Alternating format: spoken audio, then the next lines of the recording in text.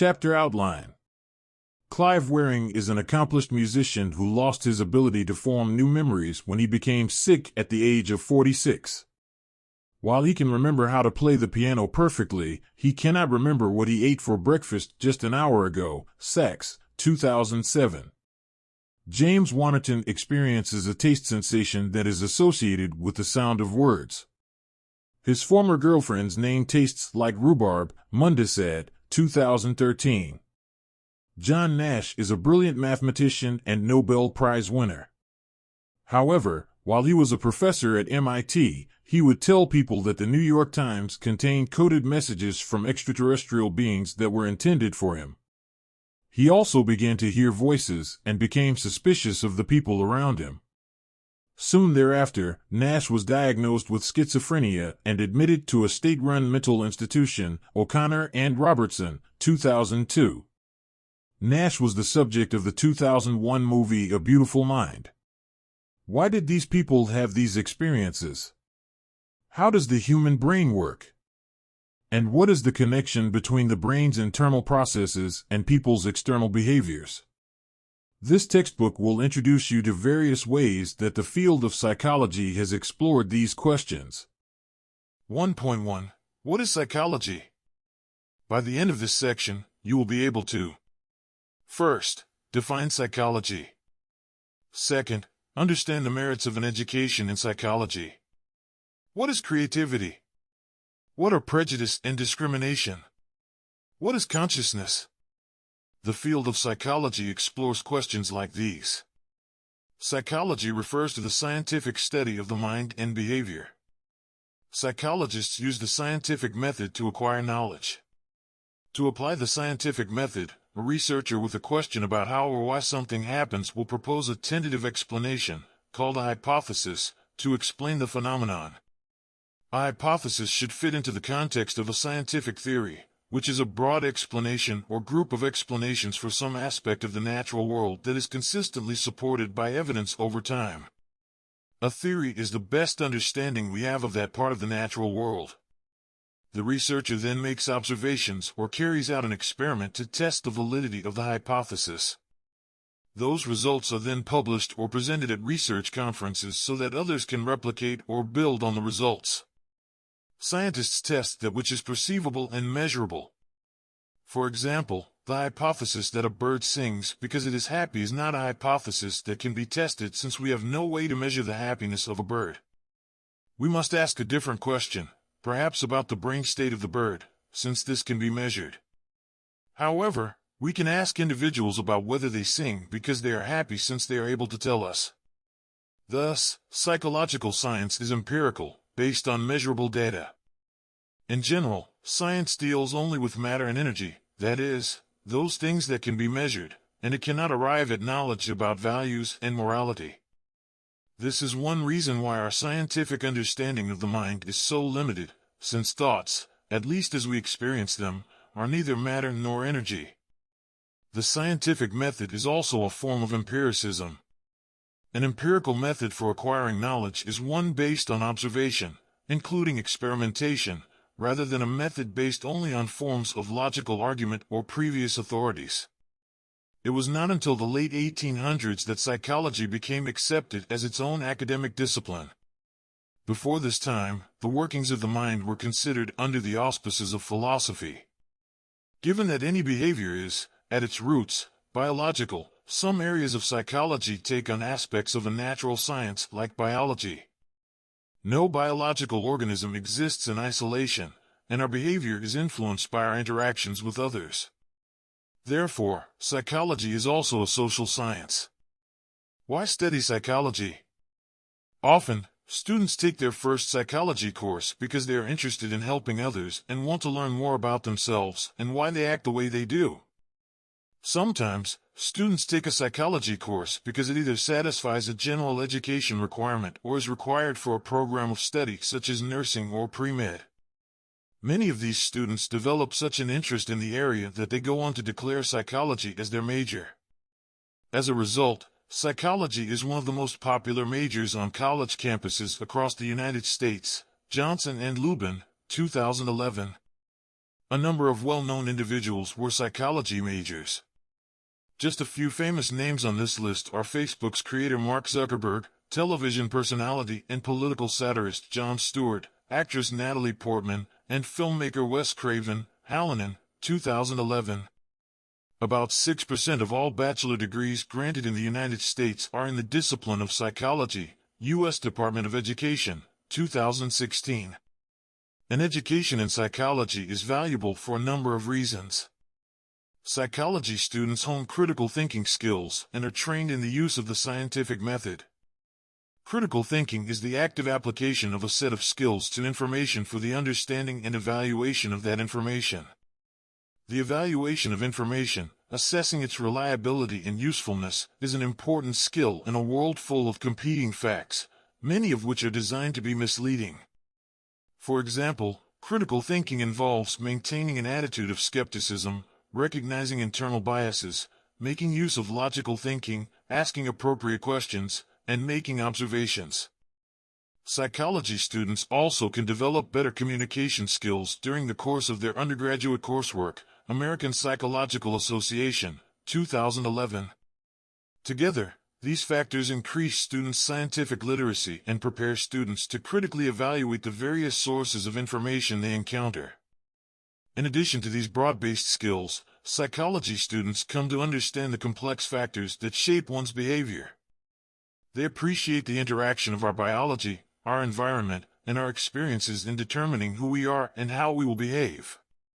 They learn about basic principles that guide how we think and behave, and they come to recognize the tremendous diversity that exists across individuals and across cultural boundaries. American Psychological Association, 2011. 1.2 History of Psychology. By the end of this section, you will be able to 1. Understand the importance of Wundt and James in the development of psychology. 2. Appreciate Freud's influence on psychology. 3. Understand the basic tenets of Gestalt psychology. 4. Appreciate the important role that behaviorism played in psychology's history. 5. Understand basic tenets of humanism. 6. Understand how the cognitive revolution shifted psychology's focus back to the mind. Psychology is a relatively young science with its experimental roots in the 19th century, compared, for example, to human physiology, which dates much earlier. As mentioned, anyone interested in exploring issues related to the mind generally did so in a philosophical context prior to the 19th century. Two 19th century scholars, Wilhelm Wundt and William James, are generally credited as being the founders of psychology as a science and academic discipline that was distinct from philosophy. This section will provide an overview of the shifts and paradigms that have influenced psychology from Wundt and James through today. Wundt and Structuralism. Wilhelm Wundt, 1832–1920, was a German scientist who was the first person to be referred to as a psychologist. His famous book entitled Principles of Physiological Psychology was published in 1873. Wundt viewed psychology as a scientific study of conscious experience, and he believed that the goal of psychology was to identify components of consciousness and how those components combine to result in our conscious experience. Wundt used introspection. He called it internal perception, a process by which someone examines their own conscious experience as objectively as possible, making the human mind like any other aspect of nature that a scientist observed. He believed in the notion of voluntarism, that people have free will and should know the intentions of a psychological experiment if they were participating. Danziger, 1980. Wundt considered his version experimental introspection. He used instruments such as those that measured reaction time. He also wrote Volker Psychology in 1904, in which he suggested that psychology should include the study of culture, as it involves the study of people. Edward Titchener, one of his students, went on to develop structuralism. Its focus was on the contents of mental processes rather than their function. Pickering and Rutherford, 2010. Wundt established his psychology laboratory at the University at Leipzig in 1879, Figure 1.2. In this laboratory, Wundt and his students conducted experiments on, for example, reaction times. A subject, sometimes in a room isolated from the scientist, would receive a stimulus such as a light, image, or sound. The subject's reaction to the stimulus would be to push a button, and an apparatus would record the time to reaction. Wundt could measure reaction time to 1,000th of a second, Nicholas and Ferrand, 1999. However, despite his efforts to train individuals in the process of introspection, this process remained highly subjective, and there was very little agreement between individuals. Functionalism. William James, John Dewey, and Charles Sanders Peirce helped establish functional psychology, Figure 1.3. They accepted Darwin's theory of evolution by natural selection and viewed this theory as an explanation of an organism's characteristics. Key to that theory is the idea that natural selection leads to organisms that are adapted to their environment, including their behavior. Adaptation means that a trait of an organism has a function for the survival and reproduction of the individual, because it has been naturally selected. As James saw it, psychology's purpose was to study the function of behavior in the world, and as such, his perspective was known as functionalism. Functionalism focused on how mental activities helped an organism fit into its environment. Functionalism has a second, more subtle meaning in that functionalists were more interested in the operation of the whole mind rather than of its individual parts, which were the focus of structuralism. Like Wundt, James believed that introspection could serve as one means by which someone might study mental activities, but James also relied on more objective measures, including the use of various recording devices, and examinations of concrete products of mental activities and of anatomy and physiology, Gordon, 1995. Freud and Psychoanalytic Theory. Perhaps one of the most influential and well-known figures in psychology's history was Sigmund Freud, Figure 1.4. Freud, 1856–1939, was an Austrian urologist who was fascinated by patients suffering from hysteria and neurosis. Hysteria was an ancient diagnosis for disorders, primarily of women, with a wide variety of symptoms, including physical symptoms and emotional disturbances, none of which had an apparent physical cause. Freud theorized that many of his patients' problems arose from the unconscious mind. In Freud's view, the unconscious mind was a repository of feelings and urges of which we have no awareness. Gaining access to the unconscious, then, was crucial to the successful resolution of the patient's problems. According to Freud, the unconscious mind could be accessed through dream analysis, by examinations of the first words that came to people's minds, and through seemingly innocent slips of the tongue.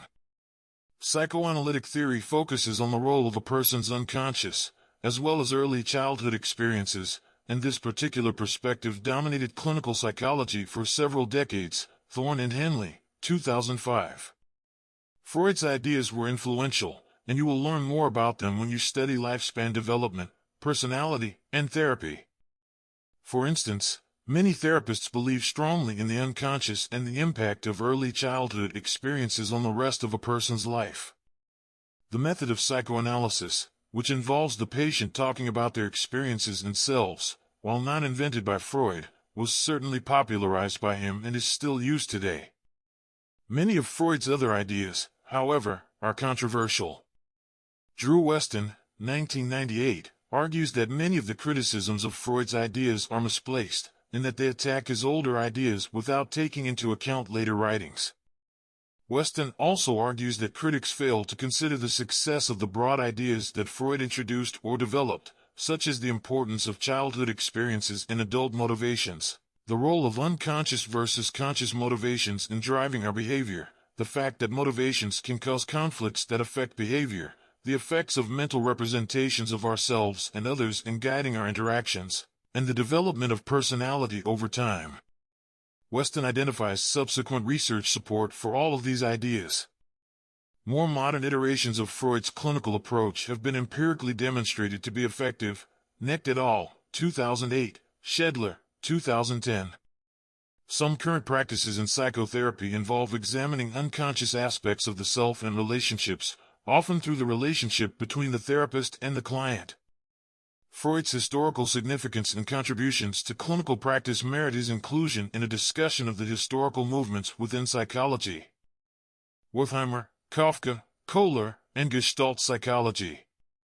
Max Wertheimer, 1880–1943, Kurt Koffka, 1886–1941, and Wolfgang Köhler, 1887 to 1967, were three German psychologists who immigrated to the United States in the early 20th century to escape Nazi Germany. These scholars are credited with introducing psychologists in the United States to various Gestalt principles. The word Gestalt roughly translates to whole. A major emphasis of Gestalt psychology deals with the fact that although a sensory experience can be broken down into individual parts, how those parts relate to each other as a whole is often what the individual responds to in perception. For example, a song may be made up of individual notes played by different instruments, but the real nature of the song is perceived in the combinations of these notes as they form the melody, rhythm, and harmony. In many ways, this particular perspective would have directly contradicted Wundt's ideas of structuralism, Thorne and Henley, 2005. Unfortunately, in moving to the United States, these scientists were forced to abandon much of their work and were unable to continue to conduct research on a large scale. These factors, along with the rise of behaviorism, described next, in the United States, prevented principles of Gestalt psychology from being as influential in the United States as they had been in the native Germany, Thorne and Henley, 2005. Despite these issues, several Gestalt principles are still very influential today. Considering the human individual as a whole rather than as a sum of individually measured parts became an important foundation in humanistic theory late in the century. The ideas of Gestalt have continued to influence research on sensation and perception. Structuralism, Freud, and the Gestalt psychologists were all concerned in one way or another with describing and understanding inner experience. But other researchers had concerns that inner experience could be a legitimate subject of scientific inquiry and chose instead to exclusively study behavior, the objectively observable outcome of mental processes. Pavlov, Watson, Skinner, and Behaviorism. Early work in the field of behavior was conducted by the Russian physiologist Ivan Pavlov, 1849 to 1936. Pavlov studied a form of learning behavior called a conditioned reflex, in which an animal or human produced a reflex, unconscious, response to a stimulus and, over time, was conditioned to produce the response to a different stimulus that the experimenter associated with the original stimulus. The reflex Pavlov worked with was salivation in response to the presence of food. The salivation reflex could be elicited using a second stimulus, such as a specific sound, that was presented in association with the initial food stimulus several times. Once the response to the second stimulus was learned, the food stimulus could be omitted. Pavlov's classical conditioning is only one form of learning behavior studied by behaviorists. John B. Watson, 1878 to 1958, was an influential American psychologist whose most famous work occurred during the early 20th century at Johns Hopkins University, Figure 1.5. While Wundt and James were concerned with understanding conscious experience, Watson thought that the study of consciousness was flawed.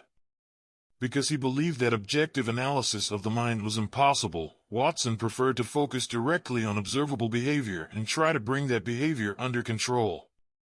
Watson was a major proponent of shifting the focus of psychology from the mind to behavior, and this approach of observing and controlling behavior came to be known as behaviorism. A major object of study by behaviorists was learned behavior and its interaction with inborn qualities of the organism. Behaviorism commonly used animals in experiments under the assumption that what was learned using animal models could, to some degree, be applied to human behavior. Indeed, Tolman, 1938, stated, "I believe that everything important in psychology, except such matters as involve society and words, can be investigated in essence through the continued experimental and theoretical analysis of the determiners of rat behavior at a choice point in a maze." Behaviorism dominated experimental psychology for several decades, and its influence can still be felt today. Thorne and Henley, 2005. Behaviorism is largely responsible for establishing psychology as a scientific discipline through its objective methods and especially experimentation. In addition, it is used in behavioral and cognitive behavioral therapy. Behavior modification is commonly used in classroom settings. Behaviorism has also led to research on environmental influences on human behavior. B. F. Skinner, 1904 to 1990, was an American psychologist, Figure 1.6. Like Watson, Skinner was a behaviorist, and he concentrated on how behavior was affected by its consequences. Therefore, Skinner spoke of reinforcement and punishment as major factors in driving behavior. As a part of his research, Skinner developed a chamber that allowed the careful study of the principles of modifying behavior through reinforcement and punishment. This device, known as an operant conditioning chamber, or more familiarly, a Skinner box, has remained a crucial resource for researchers studying behavior. Thorne and Henley, 2005. The Skinner box is a chamber that isolates the subject from the external environment and has a behavior indicator such as a lever or a button. When the animal pushes the button or lever, the box is able to deliver a positive reinforcement of the behavior, such as food, or a punishment, such as a noise. Skinner's focus on positive and negative reinforcement of learned behaviors had a lasting influence in psychology that has waned somewhat since the growth of research in cognitive psychology. Despite this, conditioned learning is still used in human behavioral modification. Greengrass, 2004. Maslow, Rogers, and Humanism. During the early 20th century, American psychology was dominated by behaviorism and psychoanalysis. However, some psychologists were uncomfortable with what they viewed as limited perspectives being so influential to the field. They objected to the pessimism and determinism, all actions driven by the unconscious, of Freud.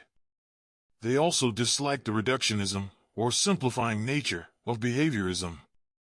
Behaviorism is also deterministic at its core, because it sees human behavior as entirely determined by a combination of genetics and environment. Some psychologists began to form their own ideas that emphasized personal control, intentionality, and a true predisposition for good as important for our self-concept and our behavior. Thus, humanism emerged. Humanism is a perspective within psychology that emphasizes the potential for good that is innate to all humans. Two of the most well-known proponents of humanistic psychology are Abraham Maslow and Carl Rogers, O'Hara, N.D. Abraham Maslow, 1908–1970, was an American psychologist who is best known for proposing a hierarchy of human needs in motivating behavior, Figure 1.7. Although this concept will be discussed in more detail in a later chapter, a brief overview will be provided here. Maslow asserted that so long as basic needs necessary for survival were met, e.g., food, water, shelter, higher-level needs, e.g., social needs, would begin to motivate behavior. According to Maslow, the highest-level needs relate to self-actualization, a process by which we achieve our full potential. Obviously, the focus on the positive aspects of human nature that are characteristic of the humanistic perspective is evident. Thorne and Henley, 2005. Humanistic psychologists rejected, on principle, the research approach based on reductionist experimentation in the tradition of the physical and biological sciences, because it missed the whole human being. Beginning with Maslow and Rogers, there was an insistence on a humanistic research program. This program has been largely qualitative, not measurement-based, but there exist a number of quantitative research strains within humanistic psychology, including research on happiness, self-concept, meditation, and the outcomes of humanistic psychotherapy. Friedman, 2008. Carl Rogers, 1902–1987, was also an American psychologist who, like Maslow, emphasized the potential for good that exists within all people. Figure 1.8. Rogers used a therapeutic technique known as client-centered therapy in helping his clients deal with problematic issues that resulted in their seeking psychotherapy. Unlike a psychoanalytic approach in which the therapist plays an important role in interpreting what conscious behavior reveals about the unconscious mind, client-centered therapy involves the patient taking a lead role in the therapy session. Rogers believed that a therapist needed to display three features to maximize the effectiveness of this particular approach: unconditional positive regard, genuineness, and empathy. Unconditional positive regard refers to the fact that the therapist accepts their client for who they are, no matter what they might say. Provided these factors, Rogers believed that people were more than capable of dealing with and working through their own issues. Thorne and Henley, 2005. Humanism has been influential to psychology as a whole. Both Maslow and Rogers are well-known names among students of psychology, You will read more about both later in this text, and their ideas have influenced many scholars. Furthermore, Rogers' client-centered approach to therapy is still commonly used in psychotherapeutic settings today. O'Hara, N.D. The Cognitive Revolution. Behaviorism's emphasis on objectivity and focus on external behavior had pulled psychologists' attention away from the mind for a prolonged period of time.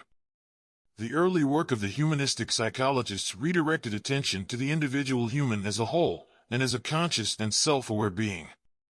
By the 1950s, new disciplinary perspectives in linguistics, neuroscience, and computer science were emerging, and these areas revived interest in the mind as a focus of scientific inquiry. This particular perspective has come to be known as the Cognitive Revolution. Miller, 2003. By 1967, Ulrich Neisser published the first textbook entitled Cognitive Psychology, which served as a core text in cognitive psychology courses around the country. Thorne and Henley, 2005. Although no one person is entirely responsible for starting the cognitive revolution, Noam Chomsky was very influential in the early days of this movement. Figure 1.9. Chomsky, 1928, an American linguist, was dissatisfied with the influence that behaviorism had had on psychology. He believed that psychology's focus on behavior was short-sighted and that the field had to reincorporate mental functioning into its purview if it were to offer any meaningful contributions to understanding behavior. Miller, 2003. European psychology had never really been as influenced by behaviorism as had American psychology, and thus, the cognitive revolution helped re-establish lines of communication between European psychologists and their American counterparts. Furthermore, psychologists began to cooperate with scientists in other fields, like anthropology, linguistics, computer science, and neuroscience, among others. This interdisciplinary approach often was referred to as the cognitive sciences, and the influence and prominence of this particular perspective resonates in modern-day psychology. Miller, 2003. Dig deeper, feminist psychology. The science of psychology has had an impact on human well-being, both positive and negative. The dominant influence of Western, white, and male academics in the early history of psychology meant that psychology developed with the biases inherent in those individuals, which often had negative consequences for members of society who were not white or male. Women, members of ethnic minorities in both the United States and other countries, and individuals with sexual orientations other than straight had difficulties entering the field of psychology and therefore influencing its development. They also suffered from the attitudes of white male psychologists who were not immune to the non-scientific attitudes prevalent in the society in which they developed and worked. Until the 1960s, the science of psychology was largely a womanless psychology. Crawford and Marisek, 1989, meaning that few women were able to practice psychology, so they had little influence on what was studied. In addition, the experimental subjects of psychology were mostly men, which resulted from underlying assumptions that gender had no influence on psychology and that women were not of sufficient interest to study. An article by Naomi Weisstein, first published in 1968, Weisstein, 1993, stimulated a feminist revolution in psychology by presenting a critique of psychology as a science. She also specifically criticized male psychologists for constructing the psychology of women entirely out of their own cultural biases and without careful experimental tests to verify any of their characterizations of women.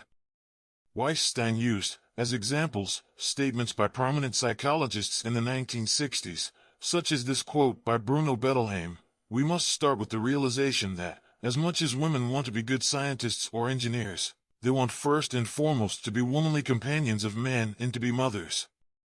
Weisstein's critique formed the foundation for the subsequent development of a feminist psychology that attempted to be free of the influence of male cultural biases on our knowledge of the psychology of women. Crawford and Marisek, 1989, identify several feminist approaches to psychology that can be described as feminist psychology. These include reevaluating and discovering the contributions of women to the history of psychology, studying psychological gender differences, and questioning the male bias present across the practice of the scientific approach to knowledge. Multicultural and cross-cultural psychology. Culture impacts individuals, groups, and society. An ongoing issue researchers are trying to correct is that certain populations have been overstudied and the results of these studies have been applied to other populations. For example, Henrik, Heine, and Norenzain discuss how weird societies have been overstudied and the results have been wrongly applied to non-weird societies, 2010. Weird stands for Western, educated, industrialized, rich, and democratic. Henrik, Heine, and Norenzain found that there are many differences between people in the weird group and people in less industrialized, less urban, and non-Western societies. These differences occur in a variety of areas, including perception, cooperation, and moral reasoning. That is, people vary depending on their culture and environment. Multicultural psychologists develop theories and conduct research with diverse populations, typically within one country. Cross-cultural psychologists compare populations across countries, such as participants from the United States compared to participants from China. In 1920, Francis Cecil Sumner was the first African American to receive a PhD in psychology in the United States. Sumner established a psychology degree program at Howard University, leading to the education of a new generation of African American psychologists, Black, Spence, and Omari, 2004. Much of the work of early psychologists from diverse backgrounds was dedicated to challenging intelligence testing and promoting innovative educational methods for children. George I. Sanchez contested such testing with Mexican-American children. As a psychologist of Mexican heritage, he pointed out that the language and cultural barriers in testing were keeping children from equal opportunities. Guthrie, 1998. By 1940, he was teaching with his doctoral degree at University of Texas at Austin and challenging segregated educational practices. Romo, 1986. Two famous African-American researchers and psychologists are Mamie Phipps Clark and her husband, Kenneth Clark. They are best known for their studies conducted on African-American children and doll preference, research that was instrumental in the Brown v. Board of Education Supreme Court desegregation case. The Clarks applied their research to social services and opened the first Child Guidance Center in Harlem, American Psychological Association, 2019. Listen to the podcast below describing the Clarks' research and impact on the Supreme Court decision. The American Psychological Association has several ethnically based organizations for professional psychologists that facilitate interactions among members. Some psychologists belonging to specific ethnic groups or cultures are interested in studying their own communities, and these organizations provide an opportunity for the growth of research on the interplay between culture and psychology. Women in psychology. Although rarely given credit, women have been contributing to psychology since its inception as a field of study. In 1894, Margaret Floy Washburn was the first woman awarded the doctoral degree in psychology. She wrote The Animal Mind, a textbook of comparative psychology, and it was the standard in the field for over 20 years. In the mid-1890s, Mary Whiton Calkins completed all requirements toward the PhD in psychology, but Harvard University refused to award her that degree because she was a woman. She had been taught and mentored by William James, who tried and failed to convince Harvard to award her the doctoral degree. Her memory research studied primacy and recency, Madigan and O'Hara, 1992, and she also wrote about how structuralism and functionalism both explain self-psychology, Calkins, 1906. Another influential woman, Mary Cover Jones, conducted a study she considered to be a sequel to John B. Watson's study of Little Albert. You'll learn about this study in the chapter on learning. Jones' unconditioned fear in Little Peter, who had been afraid of rabbits, Jones, 1924. Ethnic minority women contributing to the field of psychology include Martha Bernal and Inez Beverly Prosser. Their studies were related to education. Bernal, the first Latina to earn her doctoral degree in psychology, 1962, conducted much of her research with Mexican-American children. Prosser was the first African-American woman awarded the PhD in 1933 at the University of Cincinnati. Benjamin, Henry, and McMahon, 2005. 1.3. Contemporary Psychology, Learning Objectives. By the end of this section, you will be able to: first, appreciate the diversity of interests and foci within psychology. Second, Understand basic interests and applications in each of the described areas of psychology. Third, demonstrate familiarity with some of the major concepts or important figures in each of the described areas of psychology. Contemporary psychology is a diverse field that is influenced by all of the historical perspectives described in the preceding section. Reflective of the discipline's diversity is the diversity seen within the American Psychological Association, APA. The APA is a professional organization representing psychologists in the United States. The APA is the largest organization of psychologists in the world, and its mission is to advance and disseminate psychological knowledge for the betterment of people. There are 54 divisions within the APA, representing a wide variety of specialties that range from societies for the psychology of religion and spirituality to exercise and sports psychology to behavioral neuroscience and comparative psychology.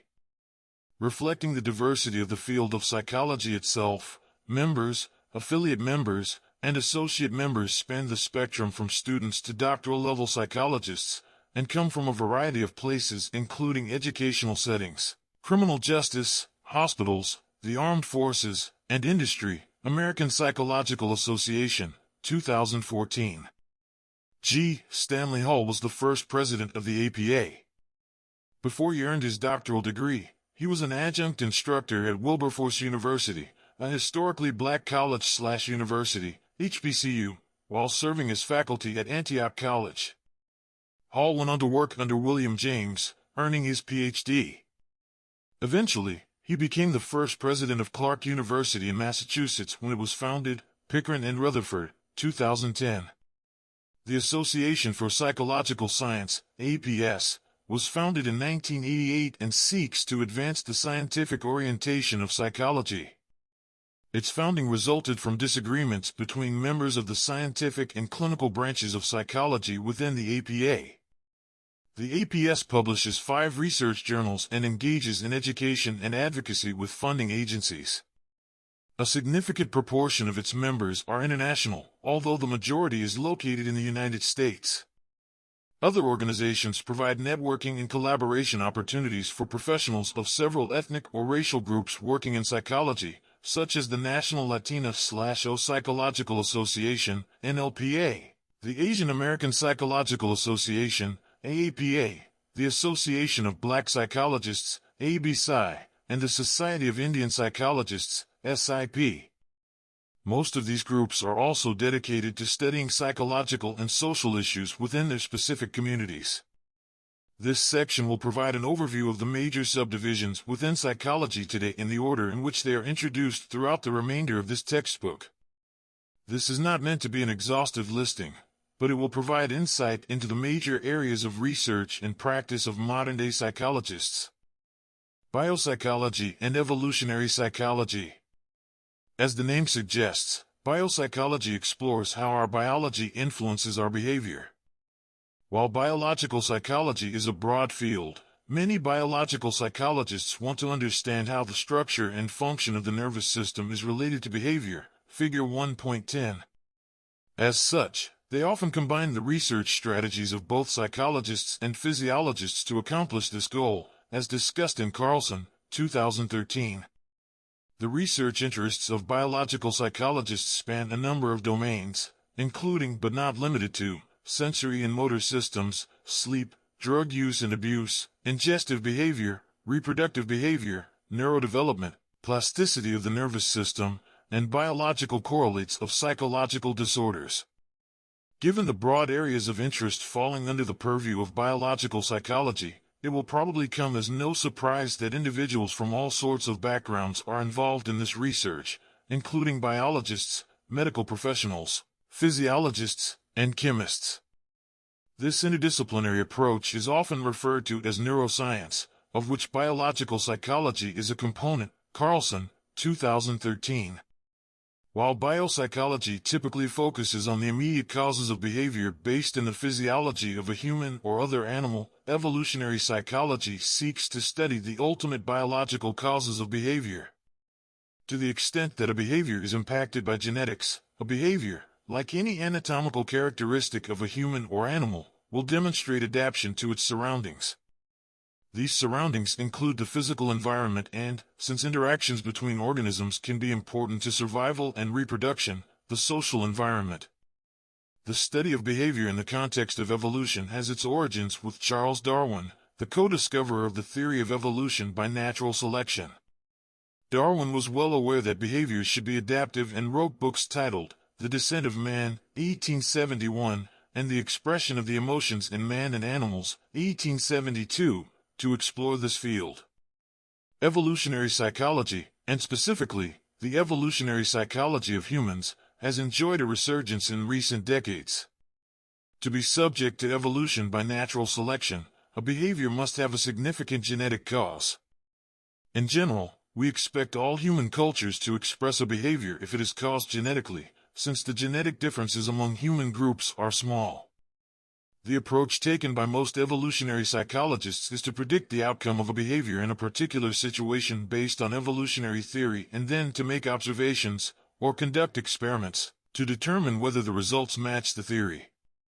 It is important to recognize that these types of studies are not strong evidence that a behavior is adaptive, since they lack information that the behavior is in some part genetic and not entirely cultural. Endler, 1986. Demonstrating that a trait, especially in humans, is naturally selected is extraordinarily difficult. Perhaps for this reason, some evolutionary psychologists are content to assume the behaviors they study have genetic determinants. Köhler et al., 2010. One other drawback of evolutionary psychology is that the traits that we possess now evolved under environmental and social conditions far back in human history, and we have a poor understanding of what these conditions were. This makes predictions about what is adaptive for a behavior difficult. Behavioral traits need not be adaptive under current conditions, only under the conditions of the past when they evolved, about which we can only hypothesize. There are many areas of human behavior for which evolution can make predictions. Examples include memory, mate choice, relationships between kin, friendship and cooperation, parenting, social organization, and status. Köhler et al., 2010. Evolutionary psychologists have had success in finding experimental correspondence between observations and expectations. In one example, in a study of mate preference differences between men and women that spanned 37 cultures, Buss, 1989, found that women valued earning potential factors greater than men, and men valued potential reproductive factors, youth and attractiveness, greater than women in their prospective mates. In general, the predictions were in line with the predictions of evolution, although there were deviations in some cultures. Sensation and perception.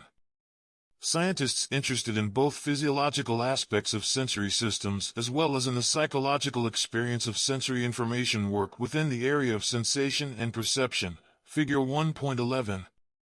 As such, sensation and perception research is also quite interdisciplinary. Imagine walking between buildings as you move from one class to another. You are inundated with sights, sounds, touch sensations, and smells. You also experience the temperature of the air around you and maintain your balance as you make your way. These are all factors of interest to someone working in the domain of sensation and perception. As described in a later chapter that focuses on the results of studies in sensation and perception, our experience of our world is not as simple as the sum total of all of the sensory information, or sensations, together. Rather, our experience, or perception, is complex and is influenced by where we focus our attention, our previous experiences, and even our cultural backgrounds. Cognitive psychology. As mentioned in the previous section, the cognitive revolution created an impetus for psychologists to focus their attention on better understanding the mind and mental processes that underlie behavior. Thus, cognitive psychology is the area of psychology that focuses on studying cognitions, or thoughts, and their relationship to our experiences and our actions. Like biological psychology, cognitive psychology is broad in its scope and often involves collaborations among people from a diverse range of disciplinary backgrounds. This has led some to coin the term cognitive science to describe the interdisciplinary nature of this area of research. Miller, 2003. Cognitive psychologists have research interests that span a spectrum of topics, ranging from attention to problem solving to language to memory. the approaches used in studying these topics are equally diverse. Given such diversity, cognitive psychology is not captured in one chapter of this text per se. Rather, various concepts related to cognitive psychology will be covered in relevant portions of the chapters in this text on sensation and perception, thinking and intelligence, memory, lifespan development, social psychology, and therapy. Developmental psychology. Developmental psychology is the scientific study of development across a lifespan. Developmental psychologists are interested in processes related to physical maturation. However, their focus is not limited to the physical changes associated with aging, as they also focus on changes in cognitive skills, moral reasoning, social behavior, and other psychological attributes. Early developmental psychologists focused primarily on changes that occurred through reaching adulthood, providing enormous insight into the differences in physical, cognitive, and social capacities that exist between very young children and adults. For instance, research by Jean Piaget, Figure 1.12, demonstrated that very young children do not demonstrate object permanence. Object permanence refers to the understanding that physical things continue to exist, even if they are hidden from us. If you were to show an adult a toy, and then hide it behind a curtain, the adult knows that the toy still exists. However, very young infants act as if a hidden object no longer exists. The age at which object permanence is achieved is somewhat controversial. Munakata, McClelland, Johnson, and Siegler, 1997. While Piaget was focused on cognitive changes during infancy and childhood, as we move to adulthood, there's an increasing interest in extending research into the changes that occur much later in life. This may be reflective of changing population demographics of developed nations as a whole. As more and more people live longer lives, the number of people of advanced age will continue to increase. Indeed, it is estimated that there were just over 40 million people aged 65 or older living in the United States in 2010. However, by 2020, this number is expected to increase to about 55 million. By the year 2050, it is estimated that nearly 90 million people in this country will be 65 or older. Department of Health and Human Services, ND. Personality psychology. Personality psychology focuses on patterns of thoughts and behaviors that make each individual unique. Several individuals, e.g., Freud and Maslow, that we have already discussed in our historical overview of psychology, and the American psychologist Gordon Allport, contributed to early theories of personality. These early theorists attempted to explain how an individual's personality develops from their given perspective. For example, Freud proposed that personality arose as conflicts between the conscious and unconscious parts of the mind were carried out over the lifespan. Specifically, Freud theorized that an individual went through various psychosexual stages of development. According to Freud, adult personality would result from the resolution of various conflicts that centered on the migration of erogenous, or sexual pleasure-producing, zones from the oral, mouth, to the anus to the phallus to the genitals. Like many of Freud's theories, this particular idea was controversial and did not lend itself to experimental tests. Person, 1980. More recently, the study of personality has taken on a more quantitative approach. Rather than explaining how personality arises, research is focused on identifying personality traits, measuring these traits, and determining how these traits interact in a particular context to determine how a person will behave in any given situation. Personality traits are relatively consistent patterns of thought and behavior, and many have proposed that 5 trait dimensions are sufficient to capture the variations in personality seen across individuals. These 5 dimensions are known as the Big Five or the 5-factor model, and include dimensions of conscientiousness, agreeableness, neuroticism, openness, and extroversion, Figure 1.13. Each of these traits has been demonstrated to be relatively stable over the lifespan, e.g., Rantanen, Metzapelto, Felt, Pulkkinen, and Coco, 2007, Solz and Valiant, 1999, McRae and Costa, 2008, and is influenced by genetics, e.g., Jang, Livesley, and Vernon, 1996. Social psychology. Social psychology focuses on how we interact with and relate to others. Social psychologists conduct research on a wide variety of topics that include differences in how we explain our own behavior versus how we explain the behaviors of others, prejudice and attraction, and how we resolve interpersonal conflicts. Social psychologists have also sought to determine how being among other people changes our own behavior and patterns of thinking. There are many interesting examples of social psychological research, and you will read about many of these in a later chapter of this textbook. Until then, you will be introduced to one of the most controversial psychological studies ever conducted. Stanley Milgram was an American social psychologist who is most famous for research that he conducted on obedience. After the Holocaust, in 1961, a Nazi war criminal, Adolf Eichmann, who was accused of committing mass atrocities, was put on trial. Many people wondered how German soldiers were capable of torturing prisoners in concentration camps, and they were unsatisfied with the excuses given by soldiers that they were simply following orders. At the time, most psychologists agreed that few people would be willing to inflict such extraordinary pain and suffering, simply because they were obeying orders. Milgram decided to conduct research to determine whether or not this was true, figure 1.14. As you will read later in the text, Milgram found that nearly two-thirds of his participants were willing to deliver what they believed to be lethal shocks to another person, simply because they were instructed to do so by an authority figure, in this case, a man dressed in a lab coat. This was in spite of the fact that participants received payment for simply showing up for the research study and could have chosen not to inflict pain or more serious consequences on another person by withdrawing from the study. No one was actually hurt or harmed in any way. Milgram's experiment was a clever ruse that took advantage of research confederates, those who pretend to be participants in a research study who are actually working for the researcher and have clear, specific directions on how to behave during the research study. Hock, 2009. Milgram's and others' studies that involved deception and potential emotional harm to study participants catalyzed the development of ethical guidelines for conducting psychological research that discourage the use of deception of research subjects, unless it can be argued not to cause harm and, in general, requiring informed consent of participants.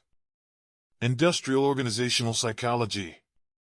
Industrial Organizational Psychology, I.O. Psychology, is a subfield of psychology that applies psychological theories, principles, and research findings in industrial and organizational settings. I.O. psychologists are often involved in issues related to personnel management, organizational structure, and workplace environment. Businesses often seek the aid of I.O. psychologists to make the best hiring decisions as well as to create an environment that results in high levels of employee productivity and efficiency. In addition to its applied nature, I.O. psychology also involves conducting scientific research on behavior within I.O. settings. Riggio, 2013. Health psychology. Health psychology focuses on how health is affected by the interaction of biological, psychological, and socio-cultural factors. This particular approach is known as the biopsychosocial model, figure 1.15. Health psychologists are interested in helping individuals achieve better health through public policy, education, intervention, and research. Health psychologists might conduct research that explores the relationship between one's genetic makeup, patterns of behavior, relationships, psychological stress, and health. They may research effective ways to motivate people to address patterns of behavior that contribute to poorer health. McDonald, 2013. Sport and exercise psychology. Researchers in sport and exercise psychology study the psychological aspects of sport performance, including motivation and performance anxiety, and the effects of sport on mental and emotional well-being. Research is also conducted on similar topics as they relate to physical exercise in general. The discipline also includes topics that are broader than sport and exercise but that are related to interactions between mental and physical performance under demanding conditions, such as firefighting, military operations, artistic performance, and surgery. Clinical psychology. Clinical psychology is the area of psychology that focuses on the diagnosis and treatment of psychological disorders and other problematic patterns of behavior. As such, it is generally considered to be a more applied area within psychology. However, some clinicians are also actively engaged in scientific research. Counseling psychology is a similar discipline that focuses on emotional, social, vocational, and health-related outcomes in individuals who are considered psychologically healthy. As mentioned earlier, both Freud and Rogers provided perspectives that have been influential in shaping how clinicians interact with people seeking psychotherapy. While aspects of the psychoanalytic theory are still found among some of today's therapists who are trained from a psychodynamic perspective, Rogers' ideas about client-centered therapy have been especially influential in shaping how many clinicians operate. Furthermore, both behaviorism and the cognitive revolution have shaped clinical practice in the forms of behavioral therapy, cognitive therapy, and cognitive behavioral therapy, Figure 1.16.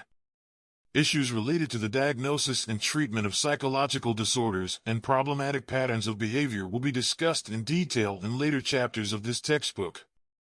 By far, this is the area of psychology that receives the most attention in popular media, and many people mistakenly assume that all psychology is clinical psychology. Forensic psychology. Forensic psychology is a branch of psychology that deals with questions of psychology as they arise in the context of the justice system. For example, forensic psychologists and forensic psychiatrists will assess a person's competency to stand trial, assess the state of mind of a defendant, act as consultants on child custody cases, consult on sentencing and treatment recommendations, and advise on issues such as eyewitness testimony and children's testimony. American Board of Forensic Psychology, 2014. In these capacities, they will typically act as expert witnesses, called by either side in a court case to provide their research or experience-based opinions. As expert witnesses, forensic psychologists must have a good understanding of the law and provide information in the context of the legal system rather than just within the realm of psychology. Forensic psychologists are also used in the jury selection process and witness preparation. They may also be involved in providing psychological treatment within the criminal justice system. Criminal profilers are a relatively small proportion of psychologists that act as consultants to law enforcement. 1.4 Careers in Psychology, Learning Objectives. By the end of this section, you will be able to: first, understand educational requirements for careers in academic settings. Second, understand the demands of a career in an academic setting. Third, understand career options outside of academic settings. Psychologists can work in many different places doing many different things. In general, anyone wishing to continue a career in psychology at a 4-year institution of higher education will have to earn a doctoral degree in psychology for some specialties and at least a master's degree for others. In most areas of psychology, this means earning a PhD in a relevant area of psychology. Literally, PhD refers to a Doctor of Philosophy degree, but here, philosophy does not refer to the field of philosophy per se. Rather, philosophy in this context refers to many different disciplinary perspectives that would be housed in a traditional college of liberal arts and sciences. The requirements to earn a PhD vary from country to country and even from school to school, but usually, individuals earning this degree must complete a dissertation. A dissertation is essentially a long research paper or bundled published articles describing research that was conducted as a part of the candidate's doctoral training. In the United States, a dissertation generally has to be defended before a committee of expert reviewers before the degree is conferred, Figure 1.17. Once someone earns a PhD, they may seek a faculty appointment at a college or university. Being on the faculty of a college or university often involves dividing time between teaching, research, and service to the institution and profession. The amount of time spent on each of these primary responsibilities varies dramatically from school to school, and it is not uncommon for faculty to move from place to place in search of the best personal fit among various academic environments. The previous section detailed some of the major areas that are commonly represented in psychology departments around the country. Thus, depending on the training received, an individual could be anything from a biological psychologist to a clinical psychologist in an academic setting, Figure 1.18. Other careers in academic settings. Oftentimes, schools offer more courses in psychology than their full-time faculty can teach. In these cases, it is not uncommon to bring in an adjunct faculty member or instructor. Adjunct faculty members and instructors usually have an advanced degree in psychology, but they often have primary careers outside of academia and serve in this role as a secondary job. Alternatively, they may not hold the doctoral degree required by most four-year institutions and use these opportunities to gain experience in teaching. Furthermore, many two-year colleges and schools need faculty to teach their courses in psychology. In general, many of the people who pursue careers at these institutions have master's degrees in psychology, although some PhDs make careers at these institutions as well. Some people earning PhDs may enjoy research in an academic setting. However, they may not be interested in teaching. These individuals might take on faculty positions that are exclusively devoted to conducting research. This type of position would be more likely an option at large, research-focused universities. In some areas in psychology, it is common for individuals who have recently earned their PhD to seek out positions in postdoctoral training programs that are available before going on to serve as faculty. In most cases, young scientists will complete one or two postdoctoral programs before applying for a full-time faculty position. Postdoctoral training programs allow young scientists to further develop their research programs and broaden their research skills under the supervision of other professionals in the field.